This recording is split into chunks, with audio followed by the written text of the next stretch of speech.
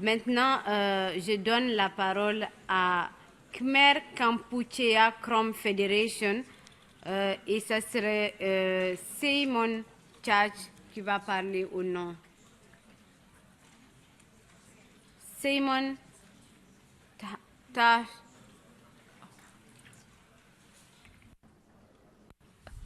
Madam Chair, we'd like to thank you for allowing our organization to speak on behalf of the Khmer-Krom people in the Mekong Delta.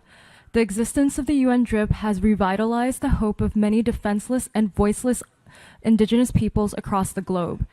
It is a framework in which IPs can safeguard their basic human rights and fundamental freedoms.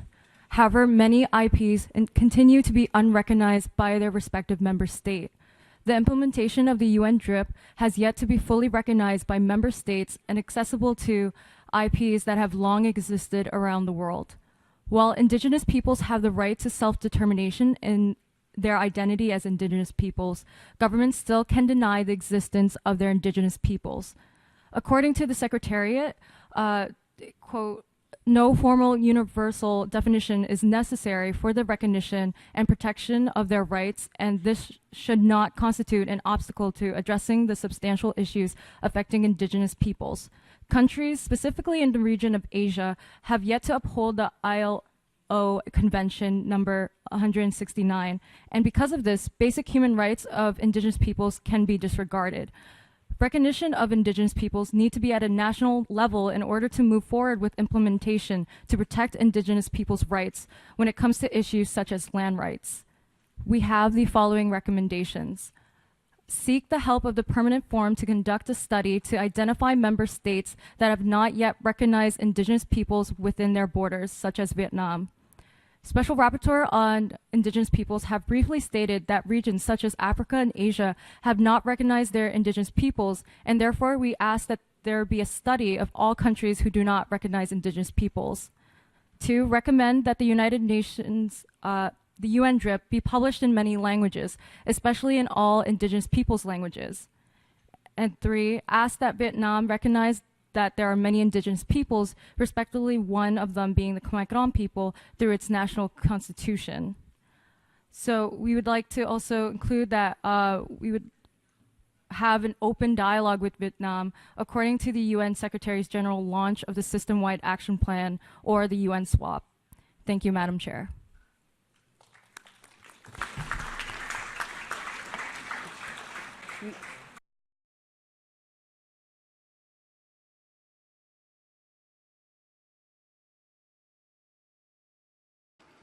Now the representative of Vietnam has the floor.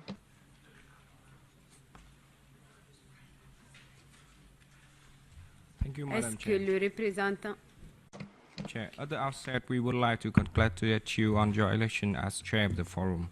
Vietnam respects the work of the forum and support efforts to promote the rights, livelihood, and well-being of indigenous peoples where they reside.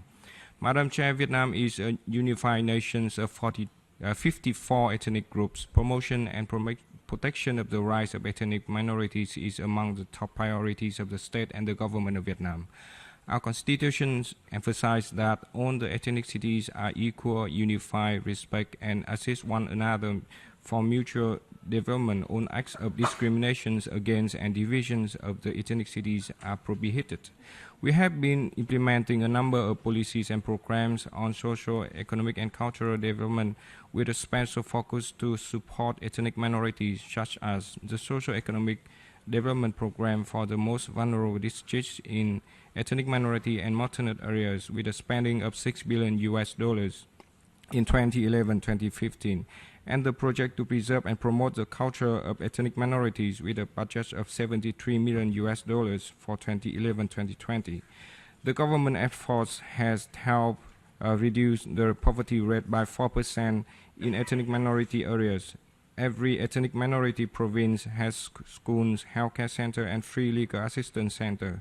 Ethnic minority have access to media in their language, freedom of religion and belief, cultural identities, and heritage of ethnic minorities are promoted and protected by the government.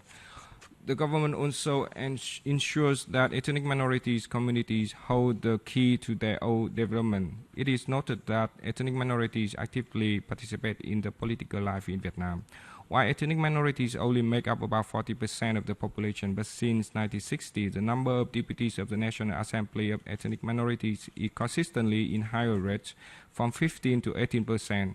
The vice chair of the National Assembly is an ethnic minority. Ethnic minorities in Vietnam are still faced with numerous challenges ranging from poverty, inequality, poor accessibility to climate change and natural disaster. But the government of Vietnam is making every effort to tackle these challenges. Vietnam is strongly committed to the successful implementation of the 2013 Agenda for Sustainable Development in order to leave no one behind. I thank you, Madam Chair.